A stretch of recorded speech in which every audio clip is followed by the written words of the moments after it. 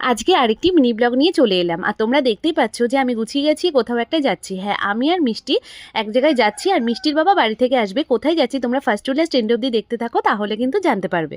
টোটোওয়ালাকে বলা ছিল আমরা বাড়ি থেকেই টোটোতে করে চাঁদপাড়া বাজার পর্যন্ত যাব। ওখান থেকে মিষ্টির বাবার সঙ্গে দেখা হবে। মিষ্টির বাবা বাড়ি থেকে আসছে, তোমাদেরকে বললাম। তারপরে আমরা একসঙ্গে যাব। আমরা চাঁদপাড়াতে চলে এসেছি। এসেই মিষ্টির বাবার সঙ্গে দেখা হয়ে গেছে। আর মিষ্টি তো মিষ্টির বাবাকে দেখে খুব খুশি, অনেকদিন দেখে না। বাবাকে একটু হামি দিয়ে দিল। আর এই দেখো মিওমারের সামনে আমরা বনগাঁর অটোতে বসেছিলাম।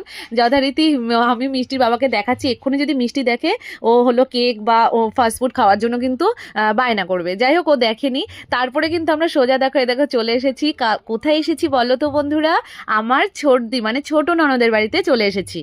ছোটদিদের বাড়ি এসেই ড্রেস চেঞ্জ করে খাওয়া দাওয়া করে ছোটদিদের বাড়ির সামনে আমরা একটু দাঁড়িয়েছিলাম। ছোটদিদের বাড়ি হলো চাকদা রোডের পাশেই, বনগাঁ বারাকপুরে।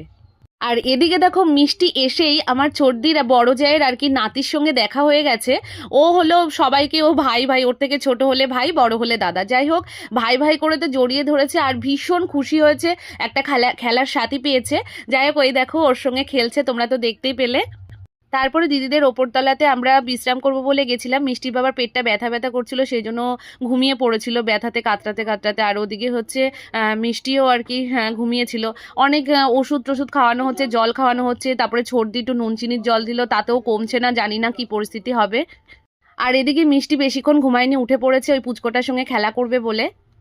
আর আমি সর্দির যা আমরা সবাই গল্প করছিলাম, আবার মিষ্টিকে মাঝে মাঝে একটুখানি গাইড করছিলাম, কারণ ওপরের সিঁড়িটা তোমরা দেখতে পাচ্ছ কতটা খাড়া। ওর বাবা ঘর থেকে মানে শুনতে পেয়ে বলল যে তুমি ওদিকে মানে ওকে সামলে রেখো, কারণ পড়ে টড়ে যেতে পারে। তারপরে নিচে এসে ওরা খেলা করছিল, আর রাস্তা ধারে আমি সর্দি আর সর্দির যা বসে গল্প করছি।